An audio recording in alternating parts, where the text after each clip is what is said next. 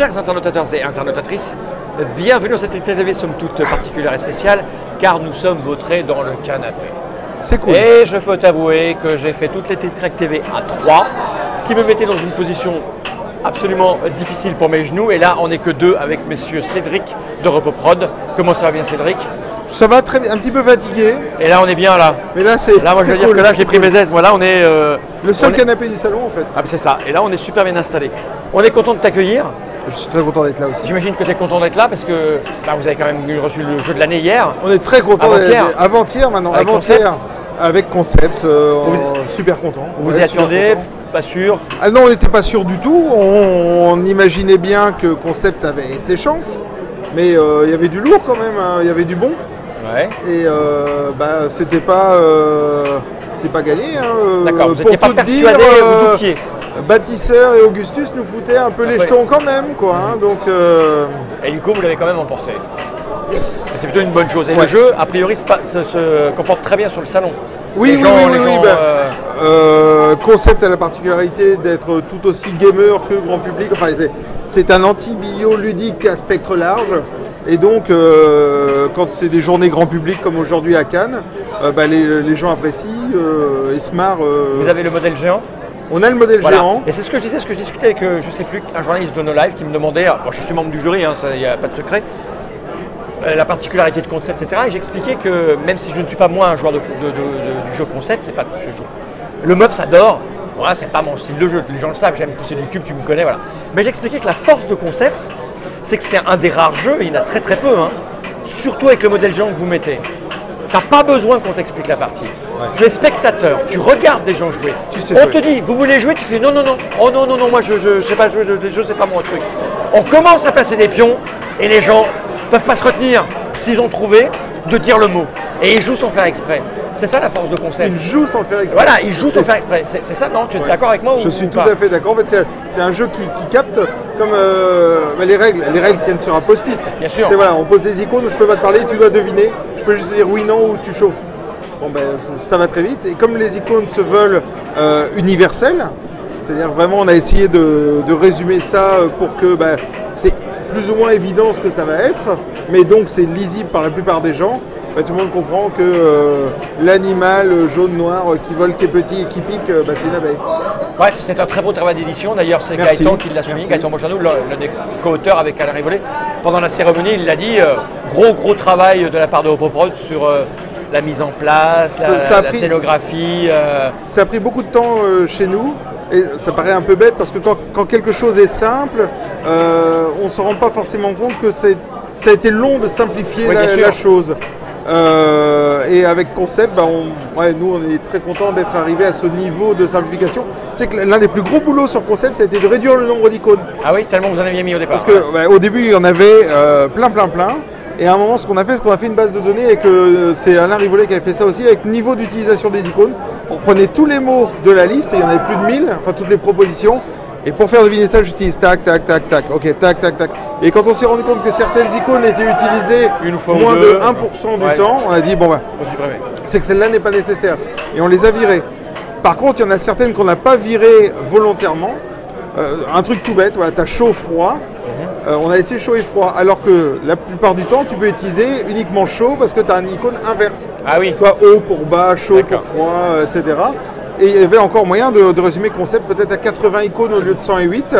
Mais du coup, on s'est dit, ça devient trop complexe pour le public familial qui est aussi un public, on a envie qu'il joue à Concept. Donc, on a gardé celle-là. D'accord. Formidable travail d'édition, récompensé, c'est une excellente chose. Et en plus, je crois que la pénétration dans les magasins, les boutiques est très forte. Vous avez vendu combien de boîtes d'entrée? 6 ou 7 000 boîtes? Déjà, d'entrée de jeu, Concept, on est prévu 6000 boîtes, ce qui normalement permet de tenir quand même quelques mois. Il sortait toute fin octobre, on avait de quoi couvrir jusque Noël, janvier, février, sans jamais des gros mois, et d'attendre que le jeu revienne. Et ce qu'il faut savoir, c'est qu'en moins de 2 semaines, les boîtes, elles avaient fait floup. D'accord. Donc, vous avez relancé un tirage maintenant? Oui, on l'a relancé sérieusement, et il est arrivé une semaine avant le prix. C'est super. Impeccable. Tout est synchronisé. Impeccable. Joie, bonheur, plaisir. Comme dirait Thomas, putain, pour une fois que c'est bien fait. J'aime quand ta plan déroule sans accro. Ok, quelqu'un demande s'il y a des extensions pour ce jeu prévu ou pas? Alors, on s'est posé la question pas plus tard que ce midi en parlant avec Alain et Gaëtan. Et en fait, on se dit que concept, ça va être très dur de faire des extensions parce que on va pas faire des icônes supplémentaires. Avec le but, c'était justement de réduire. On pourrait faire des cartes supplémentaires, mais là, en fait, la sélection qui est dedans, ça a été très très long et on a pris ce qui était vraiment le plus simple à faire deviner, malgré la zone noire, toi, qui a les mots challenge qui sont difficiles, toi, bleu facile, rouge difficile, noir extrême. On a déjà beaucoup édulcoré pour essayer d'arriver à ça et que ce soit tous jouables facilement. Okay. Facilement ou plus ou moins facilement. Si on devait refaire une extension, ce qui n'est pas impossible, avec d'autres cartes, d'autres propositions, il faudrait vraiment qu'on soit prudent et ça prendrait beaucoup de temps à faire parce que il faut que ça reste jouable. Cette sélection n'est pas anodine. Alors, on s'est dit, mais peut-être qu'au lieu de faire des extensions, on devrait faire des déclinaisons. Alors, il y a une déclinaison qui s'est imposée d'elle-même depuis le tout début, c'est le concept géant. D'accord. Parce qu'en fait, j'ai des tonnes de profs qui le veulent en classe. Qui sont venus me voir en plusieurs fois, pas un prof d'une bah tonne, oui, évidemment. Voilà. Et ils le veulent en classe. Bah oui. Des formateurs d'entreprise, des centres de vacances, des centres aérés, qui veulent des concepts pour mettre en classe. Ça pourrait faire un excellent jeu télévisé. On a eu aussi des contacts, c'est un petit peu tôt pour en parler, mais on a eu des contacts. C'est qui le professionnel? Ouais, ça ferait un très bon jeu télévisé. On a des gens qui sont venus nous voir, c'est temps pour parler à l'heure actuelle. Donc, si vous êtes de la télé, vous voulez en parler, on peut. Mais la télévision c'est très dur, hein, c'est rude comme univers. Hein. Ah ouais, bah déjà avec Time's Up, on a pas mal essuyé les plâtres. Ouais, c'est très rude. Hein. Ça a été très long. Et pour concept, pour finir, les versions donc, géantes qui va voir le jour, qu'on va mettre en vente. Certainement aussi une version éducation. Alors là, ça va peut-être pas intéresser grand monde, mais qui sera liée au programme. Parce que par exemple en France, les programmes, il y a des listes de mots en disant voilà, un élève en fin de 5e, il doit connaître ces 1000 mots-là. Et dedans, tu as des mots qui sont référence à l'histoire, à la physique, à la bio, à la chimie, enfin j'en sais rien, tac. Et tous ces mots doivent pouvoir être... Quand tu en parles à l'élève, il doit savoir de quoi il s'agit. Eh bien, on se dit que ces 1000 mots, ça ferait super sur des cartes. Bah, bien sûr. Pour valider les programmes d'histoire, de géo, de bio, de français. On est en plein dans la gamification, mettre le jeu partout. Voilà, mais attention quand on parle de gamification et de serious gaming, machin truc, ce n'est pas on va coller un jeu autour d'un truc où tu dois réviser, etc. C'est le contraire. C'est le contraire. C'est le contraire. C'est-à-dire, le jeu existe déjà, donc il y a le plaisir ludique qui est là. Et on l'encadre, on dit, est-ce qu'on peut pas essayer de jouer avec des sujets un peu plus sérieux ou pédagogiques? Donc on a parlé de concept qui est vraiment pour Opoprod, hein, vous connaissiez déjà le succès quoi. Avec Time's Up et compagnie, là ça assoit, il est bien loin le temps où vous côtoyez toi et Thomas, bras dessus, bras dessous, tous les deux, dans des conventions. Disons qu'on a fait des bébés depuis. Bah oui. On a fait des bébés, on en a une dizaine maintenant. Et c'est plutôt, vous êtes une grosse équipe, vous êtes combien chez Opoprod? Je te dis, 10 personnes, plus Thomas et moi. Enfin, en comptant les gens qui interviennent de façon indépendante, qui ne sont pas forcément salariés. C'est une belle réussite. Opoprod, maintenant c'est une dizaine de belle personnes. réussite. Je vois que tu as ramené 2-3 choses, là c'est quoi? Alors, c'est des petites choses qui vont arriver dans le futur. Tu veux commencer par quand je t'ai tendu celui-là et tu as l'air de vouloir voir le jeu? Non, c'est bon. Ah, vas-y. C'est bon. Alors attends, je fais Mademoiselle. Ça c'est quoi? Bon, alors ça c'est Babel. Extension Seven Wonders. Ok. Tu connais Seven Wonders évidemment. De notre ami Antoine B. le Terrible. Alors là, je sais pas s'il n'y a pas de caméra. Non, il n'y a pas de caméra dessus, on reviendra au bureau pour ça. Ok, on évoque, je fais un peu de preview, donc on a une magnifique règle de jeu. Okay. Alors, comme son nom l'indique, voilà, super. Donc Seven Wonders, Babel, c'est sur la tour de Babel. D'accord. Et donc, que vont devoir faire les joueurs? C'est une extension qui contient à l'intérieur 2 autres extensions. Ok.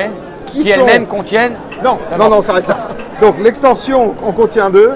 Tu as le financement des alentours de Babel, à savoir que, les illustrations ne sont pas définitives. D'accord, c'est du provisoire. C'est un prototype. Là, on a repiqué les illustrations du jeu de base. D'accord, ne vous inquiétez pas, ça va changer. C'est de l'exclu d'avant-première, là. Voilà. C'est encore sous forme de prototype. J'insiste aussi, les coûts vont changer, parce que maintenant, on a des coûts qui sont en pièces. Mais en gros, qu'est-ce qui se passe? Eh bien, on va avoir...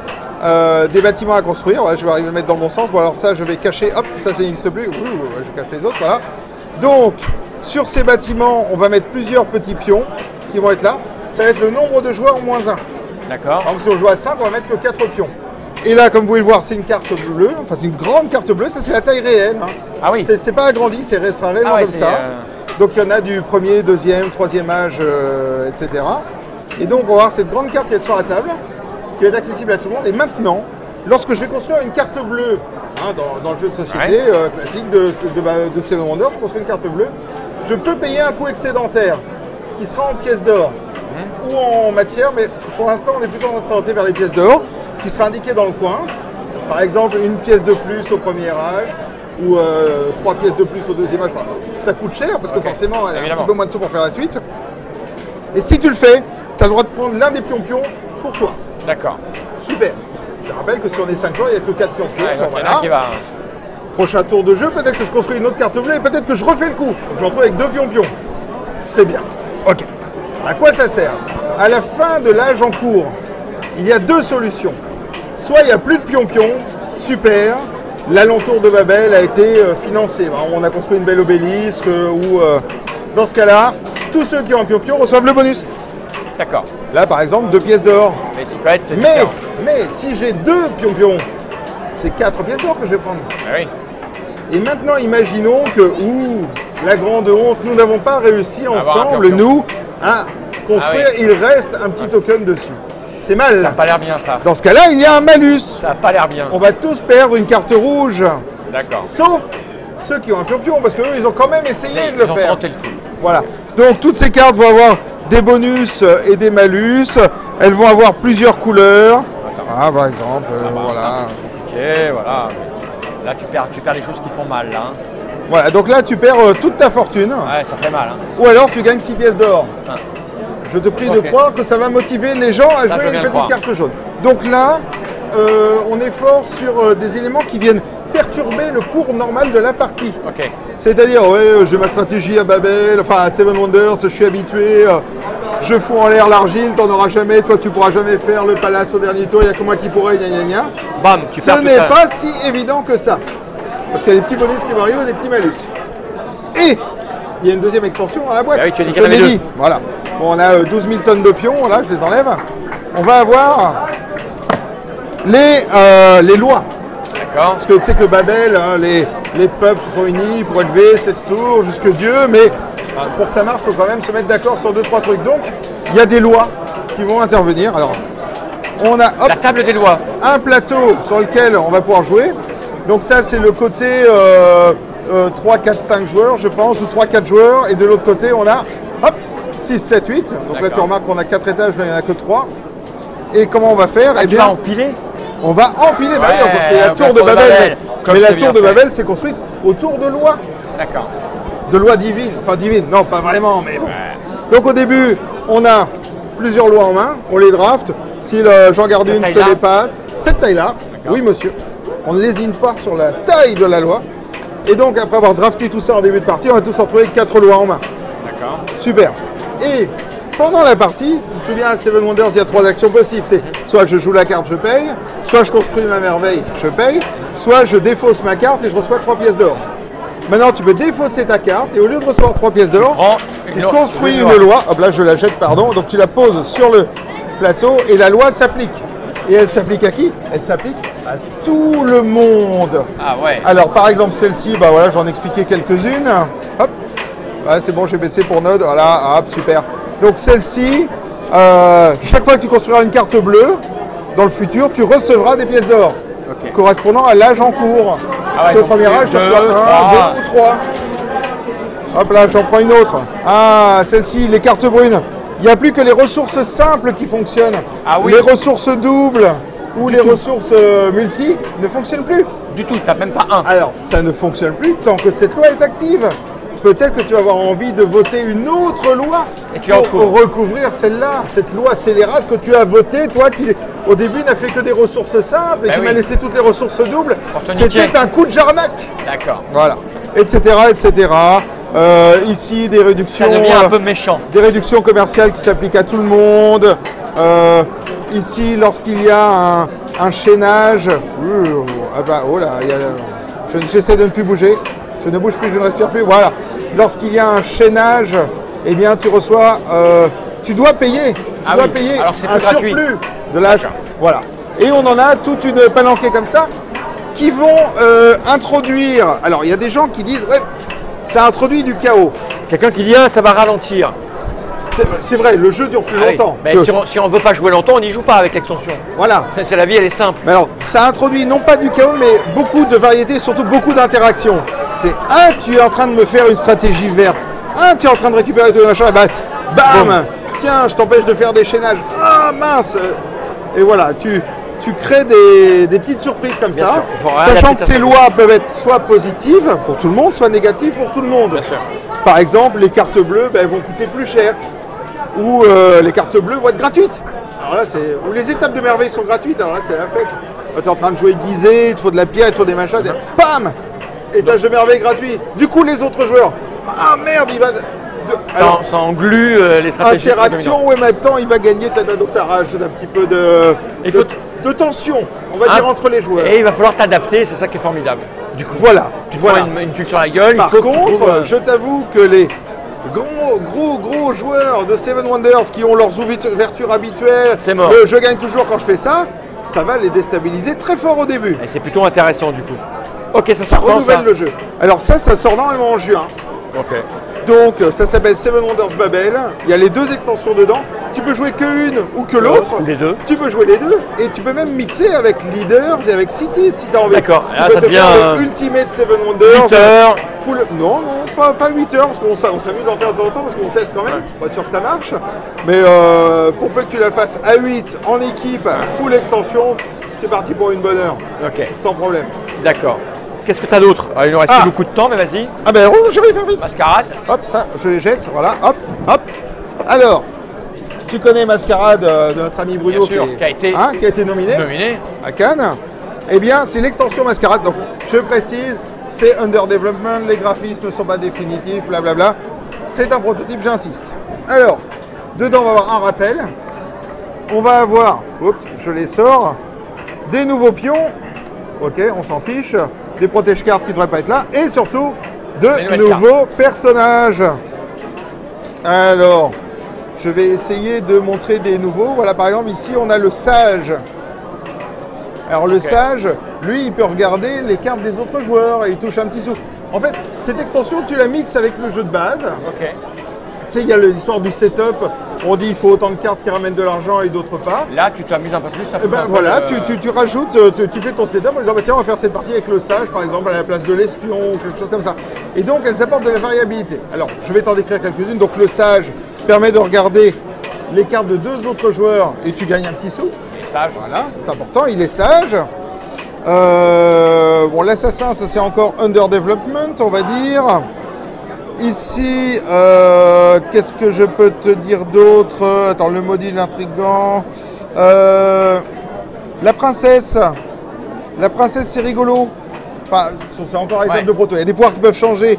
Mais la princesse, elle a charmé quelqu'un, elle prend sa carte, elle la montre à tout le monde. Ah oui. Sauf à lui. C'est une princesse un peu salope. Ouais, bah, c'est pas impossible. La comédienne, je sais plus ce qu'elle fait. Tu vois, j'ai oublié cette icône-là. Bah attends. Nous avons une aide de jeu. La comédienne, elle copie le pouvoir du dernier personnage qui a été dévoilé. Oui, elle est comédienne. Okay. Donc si un mec, peu de tours avant, qui a dit « Je suis le roi », et toi tu fais « Je suis la comédienne, donc je suis comme le roi ouais, ». Tu imites, tu es comédienne. Ça arrive quand? Juin aussi, normalement. Juin aussi, on espère. Ah oui, ça va pas chômer chez vous. Le nécromancien. Maintenant qu'on a plein de cartes de personnages, alors une pile de cartes de personnages non utilisées, le nécromancien, hop, il devient la première carte de la pile. Et par contre, si c'est le maudit, dommage. Forcément. Voilà. Ici, on a un cimetière. Le mécène, il prend 3 pièces d'or parce qu'il est cool. Et c'est pas encore l'illustration finale. Hein. Il va enfiler une à chacun de ses voisins. Ok. Voilà, etc. Et peut-être l'un de mes préférés, parce que là j'adore l'illustration. Jérémy Masson a fait un travail de fou. C'est l'alchimiste. Et notre ami l'alchimiste, il va faire tourner la fortune de tout le monde. D'accord. Donc toi, on va prendre tes sous, on va les donner à ton voisin et je vais te donner les miens et ainsi de suite. Quelqu'un demande s'il y aura une grille de répartition pour aiguiller les joueurs. Alors oui, parce qu'en bas des nombre, cartes, etc. non seulement par toi, tu dis en fonction du nombre, tu vois ici on a un petit 8+, un peu comme dans Seven Wonders. C'est-à-dire que la courtisane ne marche qu'à 8 joueurs et plus. Bon, notre ami la courtisane qui dit « Si le joueur à votre gauche est un homme, prenez-lui 3 pièces d'or. » Ah oui, les féministes vont aimer ça. Non, parce qu'on va faire un courtisan aussi quand même. D'accord. Un peu de respect, je vous prie. Ok. Tu vois ici, on a un petit icône sur notre amie la comédienne, où on va dire que bah, c'est une carte qui génère des rentrées de l'argent. Bon, on est un peu loin pour la caméra, mais elle génère des rentrées d'argent. Donc tout comme dans le jeu de base, quand tu fais ton setup de cartes, tu dis bah, il nous faut autant de cartes qui génèrent des rentrées d'argent et autant de cartes qui gèrent ça. Et après, chacun fait sa petite popote en disant bah, j'ai envie de jouer avec tel perso, tel perso. Mais alors, beaucoup de rejouabilité du coup. Parce Évidemment, que tu restructures tout. plus tu rajoutes de quillas, persos, voilà. Alors vite fait, parce qu'il nous reste 1 minute 30 avant de passer au suivant. Ça tombe bien. C'est quoi ce prototype? Ah, Cash and Gun. Cash and Guns, ça doit te rappeler quelque chose. Ah bah oui. Cash and Guns, bah, ça a été nominé à Cannes il y a à peu près 9 ans, je crois oui, bien, un mon brave moment. monsieur, 8 ou 9 ans. C'est un prototype, c'est under development, attention, c'est pas définitif. Mais il y a un certain monsieur Kovalik qui va intervenir sur les illustrations. Le mec de Munchkin. Entre autres, de Dark Tower. Ah oui. Voilà, donc c'est encore à l'état de proto, donc les illus ne sont pas finales. Mais maintenant, qu'est-ce qu'on va avoir? On va avoir toujours plein de personnages. Vous pouvez peut-être reconnaître ici Lotus, mais version Kovalik. Ah ouais, elles sont super belles. Voilà. Notre ami Tino. Ah ouais, elles sont super jolies. Mister Black, Huggy comme d'habitude. El Toro, parce qu'il ne faut pas déconner quand même avec les Mexicains. Voilà. Ah bah et donc, c'est très fun comme on va version. voir tout ce petit monde-là. Et par contre, les règles de cette version 2.0, si on peut l'appeler comme ça, ont été totalement revues vers plus de simplicité et beaucoup surtout, pas simpliste, simplicité et plus de jouabilité pour être plus grand public. D'accord. Par exemple, maintenant, on peut jouer jusqu'à 8, il y aura 8 flingues dans la boîte. Okay. Et maintenant, les partages, on prend chacun son tour en commençant par le parrain, parce que le parrain est assis dans son bureau. Okay. Il y aura aussi possibilité de prendre le rôle du parrain. Alors, le parrain, c'est très drôle parce qu'il a un petit pouvoir qui dit qu'une fois que tout le monde s'est braqué, tu peux dire braque quelqu'un d'autre, s'il te plaît. D'accord. Ah, ok. Voilà. Il peut dire à quelqu'un de changer de braquage. Pour quand? Des nouveaux pouvoirs et tout. Et figure-toi, juin, certainement. Juin. Ah oui, tu m'étonnes que vous embauchez autour de bras. Ah, ça usine, ça usine. On va pas beaucoup dormir les mois qui viennent. Je vois, parce que juin, ça va très vite. Écoute, on vous attend avec impatience à l'officine. Enfin, on attend Anne avec impatience à l'officine. Ouais, je la véhiculerai. Tu la véhiculeras pour nous présenter tout ça, qu'on rentre dans les détails, qu'on fasse une petite partie. Merci à Europopod, on est très heureux de ce qui vous arrive. Nous, on vous suit très longtemps, j'imagine. Et on vous souhaite de continuer comme ça longtemps. On va essayer, mais tant que les gens ont envie de jouer nos jeux, écoute, y a pas de raison, on essaiera de leur faire des jeux qu'ils ont envie de jouer. A bientôt pour de nouvelles aventures, on va regarder cette caméra droit dans l'objectif et dire tous ensemble Generate. Generate.